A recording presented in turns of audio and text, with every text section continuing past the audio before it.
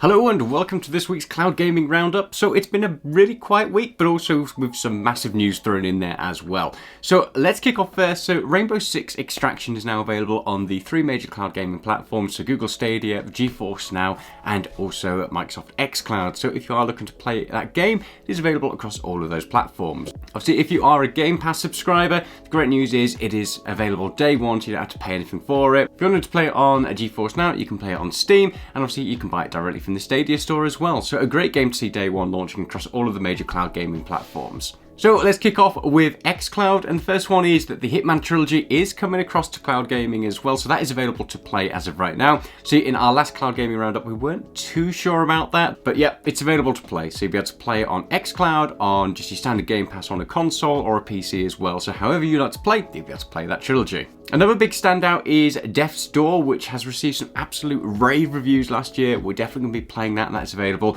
But there was also a handful of other games available on Game Pass, so we'll throw those up on the screen. You can see if there's anything that takes your fancy, but a decent amount of games. Now, the big news is that Microsoft is going to be acquiring Activision. Now, what that effect will have on the cloud gaming scene, who knows, but it's probably going to have some pretty massive repercussions, to be fair, obviously if that gets greenlit and it goes through. We're going to have a video that goes into a bit more detail about some of our thoughts on how that's going to affect, but we can definitely imagine that Game Pass and xCloud library is going to grow pretty astronomically in the very near future, if that does go through, of course. Let us know your thoughts in the comments about what you think this means, not necessarily just for gaming, but for the cloud gaming scene in general. Do you think it's just going to flesh out Game Pass, or is it going to give Sony a big reason to get into the cloud gaming scene a lot sooner so they can start competing? Is it going to start to have an effect on, maybe, EA's outlook on what games they put onto Game Pass because it's directly competing? Who knows? There's so many questions and so few answers, but I guess we'll find out in the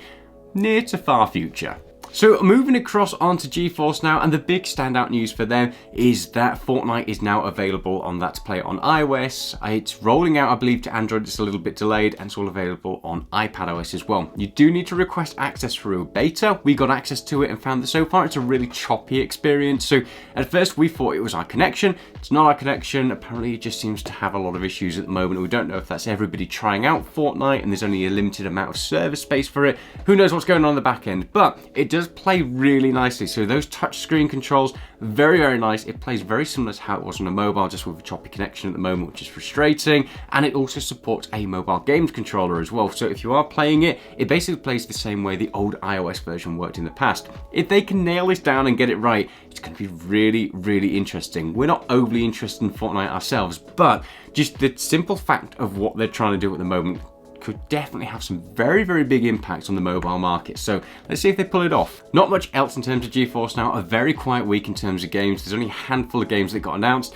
I'm really hoping that they kind of maybe focus on getting some games back onto the platform. They got into a really, really good stride last year where we saw a decent amount of games each week, whereas then they focused on the 3080 tier and obviously now Fortnite as well. It'd be nice if they could focus on bringing some games to the platform because it's getting a bit stale at the moment. And the final one is Google Stadia, and the only news there, obviously apart from Rainbow Six Extraction, is Elemental War 2, which is a tower defense game, is going to be coming across to Google Stadia at some point in 2022. So really across the board, a really quiet week in terms of games coming across to the service, apart from obviously Microsoft xCloud, which seems to be into a decent stride at the moment. Some nice moves been made by Nvidia and Geforce now in terms of having that touch control and that really basically an iOS app that works the same way as it would download onto a phone. Be really interested to see what happens there, and be interested to see what comes next for Google Stadia as well. Let us know what are you most excited about. As always, throw down in the comments below any questions you've got, any discussion points as well that you want us to raise, or any future videos you'd like us to make. In the meantime, stay safe, hit that subscribe button. We'll see you in the future for some more cloud gaming content.